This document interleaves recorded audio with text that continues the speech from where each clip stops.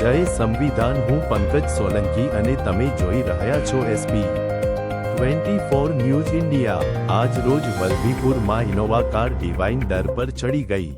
ઇનોવાના car ચાલકે પૂર ઝડપે સ્ટીયરિંગ પર થઈ કાબુ ગુમાવતા ગાડી ડિવાઈડર પર ચડી ગઈ હતી। કોઈ જાનહાનિ નહીં। Reporter ઇમરા કડગથરા, SP24 news India.